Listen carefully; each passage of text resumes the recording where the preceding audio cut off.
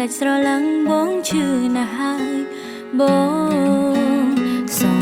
បេងរឿងអើយអូនសុំតបគេធ្វើបំចិត្តអូនតែបែឲ្យបងសងគ្រប់គ្រាកាន់លងអូនក្រនចង់ឈ្នះគេក្បែរគ្មានទេសោ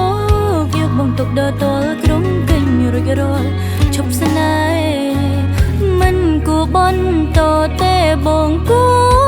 រតែចាចេញអូនក៏ដឹងបងឈឺអូនរិនលឺបងយូរតែប្រឹងទប់អារម្មណ៍នានបញ្ចេញបងអភ័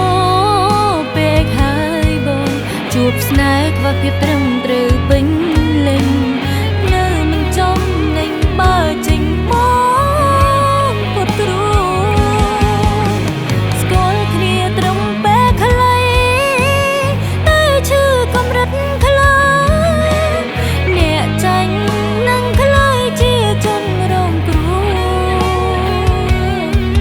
មិនដឹងជាសុខយ៉ាងណាបើសិនអូនមានបេះដូងភ្លឺអូននឹងចែកចិត្តស្មោឲ្យស្មើគ្នា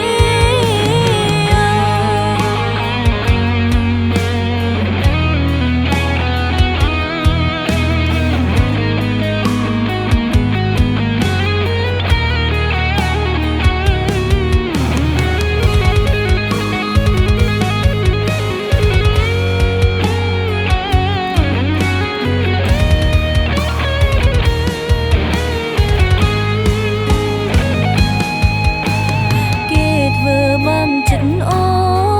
នតែបែឲ្យបងសងគ្រប់គ្រាកាន់លងអូនក្រនចង់ឈ្នះគេក្បែរគ្មានទេសោកយកបងទុកដល់តល់ក្រុមកេញរួចរាល់ឈប់ស្នេហ៍មិនគួរបន់តតែបងគួរតែចាចេញ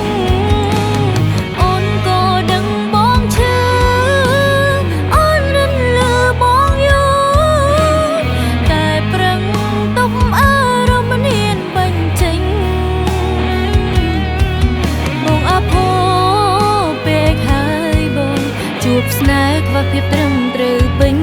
លេញនៅមិនចំណេញបើចេញមកពុតគ្រូស្គាល់គ្នាត្រឹមពេលខ្លី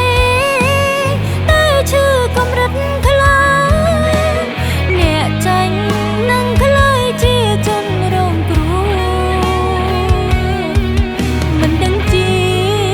សុខយ៉ាងណាបើសិនអូនមានបេះដូងភ្លឺអូននឹងចែកចិត្តស្មោឲ្យស្មើគ្នាអូននឹងចែកចិត្តស្មោឲ្យស្មើគ្នា